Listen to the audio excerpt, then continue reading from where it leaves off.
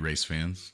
Rolling into the garage today, we've got an epic 1980 Porsche 935 K3 wearing the Apple livery. Let's get it prepped for the track, shake it down, talk about the history of this crazy car. As is typical with 80s race cars, this thing is absolute excess. Fender flares, steamroller rear wheels, giant rear wing, compound turbos hanging off the back. These were terrifying to drive, I'm sure. When Road and Track tested a 935 in 1978, it did a quarter-mile time of 8.9 seconds. That car made 590 horsepower. This car made 750, except when it didn't in qualifying, and it made 800. And that's why you don't upset the Apple car. Would you believe it if I told you that in addition to the crazy technology of the car, this specific car also involves Paul Newman, Steve Jobs, Steve Wozniak, a DEA raid, and Adam Carolla? It's true. We're going to go ahead and get this car apart. I'm going to do my standard first-time track prep. We'll talk a little more about how wild this car actually was. I run no magnets here on my track at home, so really the goal here is to open it up, get the rear magnet out, lubricate the important points, get the rear tires sanded and trued, and then we're ready to go for some basic racing and shakedown. This body shell's pretty lightweight, and it doesn't really have any rattling or inconsistencies inside of it, so I'm gonna leave it as it is for now.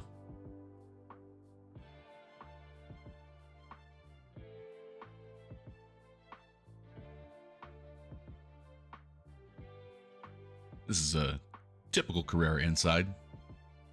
Looks pretty standard, and we're gonna go ahead and get the magnet out of the back.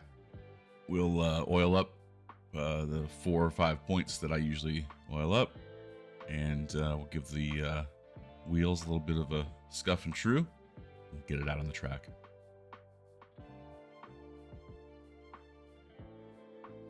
So let's talk a little bit about the history of this Porsche 935. This is wearing a livery that it wore in 1980, but in 1979 it was actually already pretty famous.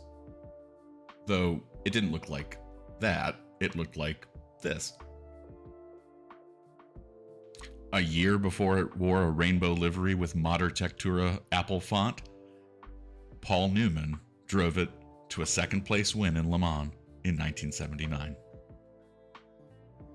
In fact, in that year, Porsche Kremer K3 935s went 1, 2, 3, 4 for the win at the 1979 Le Mans.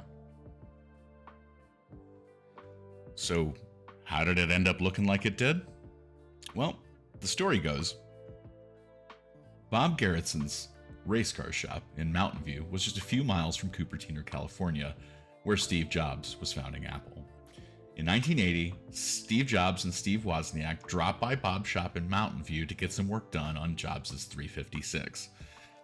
Apparently they all hit it off, and the rest is history. And for 1980, Apple Computers became the main sponsor for Garrettsen's race teams.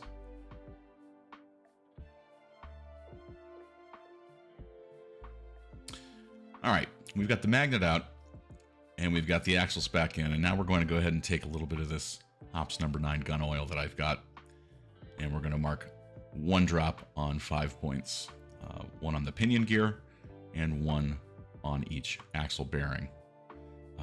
If you have a product that you like to use for this, please let me know. I use number 9 Hops gun oil because that's what I have sitting around and it seems to work well. Drop something in the comments if you feel like you've got a product that works even better. So Steve Jobs was no stranger to German design. He famously parked a BMW motorcycle right in the lobby of the Cupertino headquarters. He even encountered and had meetings with Porsche during the early 80s to take over potential design work of his technology. While racing in 1980, frankly, the car didn't do all that great. It had a second place finish, it had a seventh place finish, it had a bunch of DNFs. But the livery, the Apple computer, the 80s, the fender flares, the power, the insanity, it was a cult favorite. Even at Le Mans in 1980, it was one of the favorites, if not the favorite, of the fans. Yet, it retired after 13 hours. But I don't think that was the point. Steve Jobs was a pretty great genius at marketing, and I think he knew that just attaching his name and his product and this livery to a massively popular international sports racing icon was the right way to go. And in December of that year, Apple launched the biggest IPO in the history of the world. Years later, an elaborate prank on the racing team would have this car seized by the DEA, until later finding its way into the private collection of celebrity Adam Carolla. It's currently repainted in the Hawaiian Tropic livery from the 1979 second place Newman finish, and was purchased in 2016 by Carolla for $4 million. All right, we've got the car back together and tires sanded. Let's give her a whirl. And boy, oh boy, does it drive great. Absolutely, this is one of the most fun cars I've put in my stable so far. Just like a lot of the other Carrera Group 5 type cars, it has a real short wheelbase, real big rear tires, and is very, very controllable in the slides, and just an absolute joy to drive around the track. Relatively quiet too. I can see myself having tons of fun with this in the future. Can't wait to see what kind of times this thing's going to put down once we get some urethane tires on it and hooked up to the digital app. Hope you guys enjoyed today's Shakedown and history lesson. If you'd like to see more content like this, let me know. If you have any other ideas for content you'd like to see, let me know. Please like and subscribe. And as always, thanks for watching. And we'll see you next time on Circuit Society.